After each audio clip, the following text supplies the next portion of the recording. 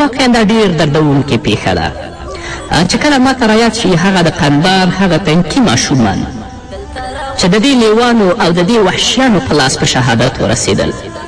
هغه څوک چې نه نسب لري، نه پلار لري، نه مور لري، ټول والا د زنا دي، د هغو د لاسه دا په شهادت ورسېدل. دا ډېره دردونکې پیښه ده.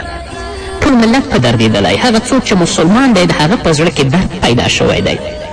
او د رئیس جمهور بیانیې به تاسې هم اورئ چې هغه هم لیدلی دی. نو موږ به دا وایو چې الله رب العزت د دوی خپل په قهر او غضب کې ګرفتاره کړي. هغه څه لیکل ول، وایي زما بېوسه او بېمشره ستا یادونه ماشومان دي. زما بېوسه او بېمشره ستا یادونه ماشومان دي. ستا په وینو سره لاسونه او آهونه ماشومان دي.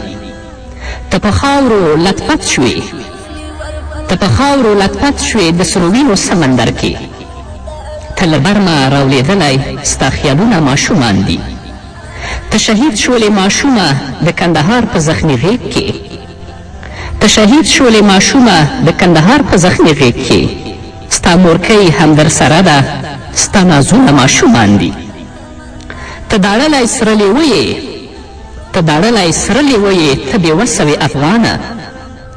ستا زخمي وطن کې ټول دردونه ماشومان دي. ته ډیوه وې د مورجانې، ته ډیوه وې د مورجانې کوم ظالم په وینو سور کړې. ته ډیوه وې د مورجانې کوم ظالم په وینو سور کړې. ستا د تورو ښکلو سترګو سپین سیندونه ماشومان دي. نو الله دې دوی تباه کړي. الله دې په خپل قهر و غضب کې دوی ګرفتاره کړي. دا بېنسبه اوله د زنا. او هر وخت کې مسلمان دپاره پکار ده چې داسې یرغلګرو په مقابل کې ودرېږي.